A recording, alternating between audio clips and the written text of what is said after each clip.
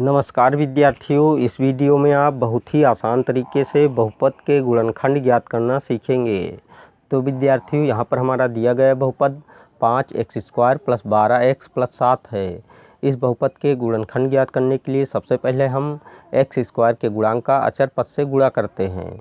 तो विद्यार्थियों, यहाँ पर हम देखते हैं कि x² का गुणांक 5 है और अचर पद 7 है। तो 5 का जब 7 से गुणा करते हैं तो हमें संख्या 35 प्राप्त होती है। तो यहाँ पर हम संख्या 35 को इस प्रकार से लिख लेते हैं।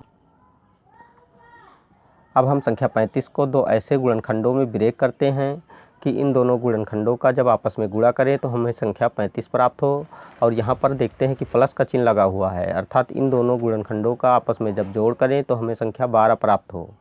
तो विद्यार्थियों, संख्या 35 के दो ऐसे गुणनखंड 5 व 7 हैं, क्योंकि 5 का जब 7 से गुणा करते हैं तो हमें संख्या 35 प्राप्त होती है और 5 में जब 7 जोड़ते हैं तो हमें संख्या 12 प्राप्त होती है।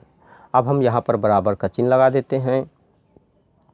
5x² को ऐसे उतार लेते हैं, प्लस का चिन्ह लगाकर 5 व 7 को छोटे ब्रैकेट में प्लस चिन्ह के साथ में इस तरह लिख लेते हैं।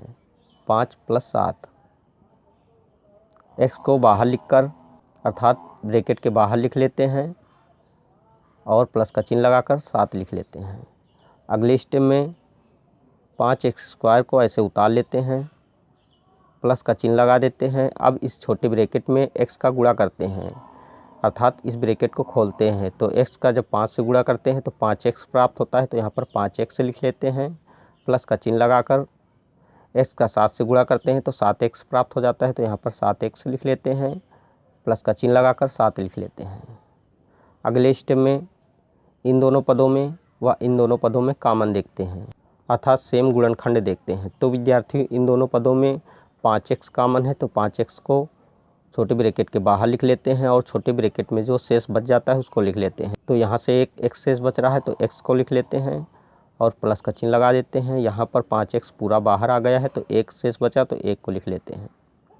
अब प्लस का चिन्ह लगाकर इन दोनों पदों में देखते हैं कॉमन 7 है, तो 7 को बाहर निकाल लेते हैं और जो शेष बच गया है उसको छोटे ब्रैकेट के अंदर लिख लेते हैं। तो यहाँ पर x + 1 शेष बच रहा है तो x + 1 को लिख लेते हैं। अगले स्टेप में इन दोनों पदों में कॉमन देखते हैं। तो विद्यार्थियों, इन दोनों पदों में कॉमन x + 1 है, तो x + 1 को छोटे ब्रैकेट में लिख लेते हैं, अर्थात बाहर निकालकर छोटे ब्रैकेट में लिख लेते हैं तथा दूसरे छोटे ब्रैकेट में जो शेष बच गया है उसको लिख लेते हैं, अर्थात 5x + 7 को लिख लेते हैं। तो 5x + 7। तो विद्यार्थियों, इस प्रकार बहुपद 5x² + 12x + 7 के यहाँ पर गुणनखंड एक ब्रैकेट में x + 1, दूसरे ब्रैकेट में 5x + 7 प्राप्त हुए। यही आंसर है।